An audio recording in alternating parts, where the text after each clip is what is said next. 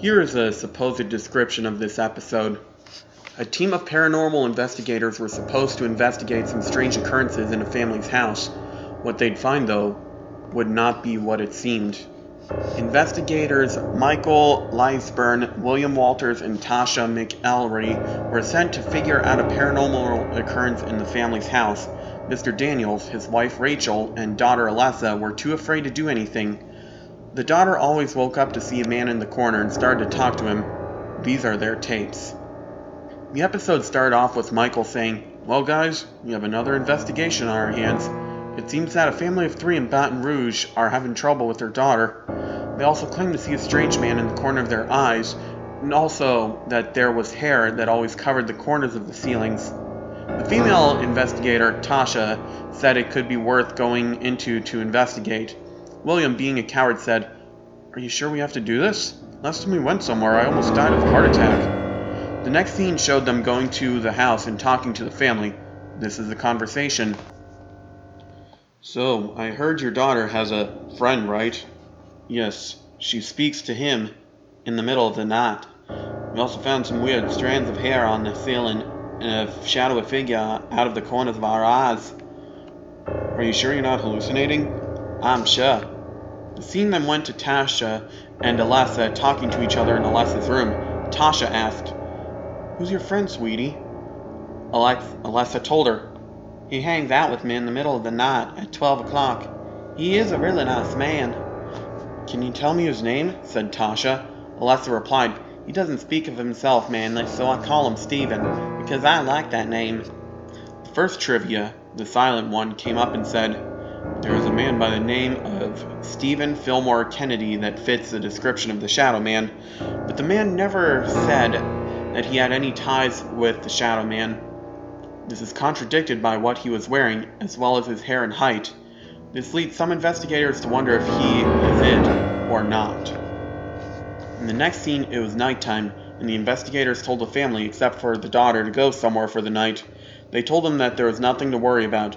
The parents reluctantly left, and the investigation was underway.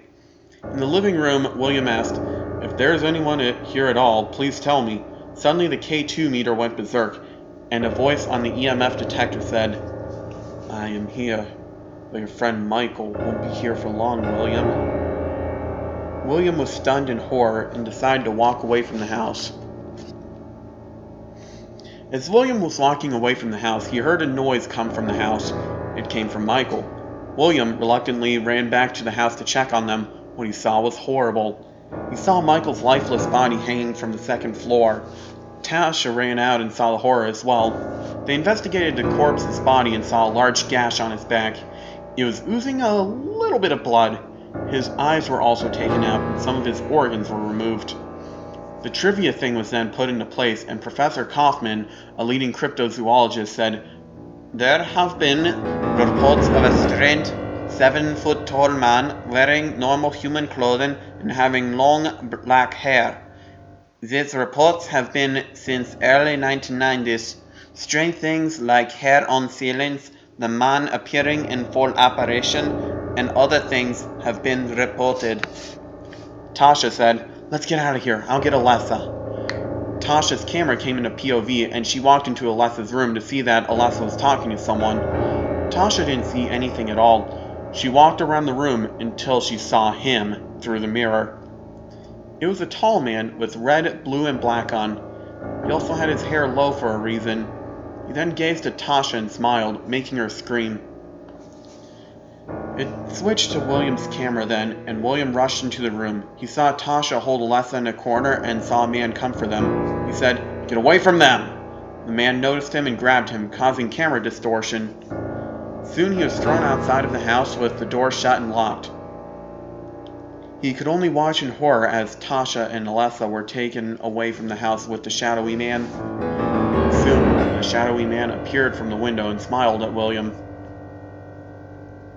In the last scene, police were interrogating William on the death of Michael and the disappearances of Tasha and Alessa.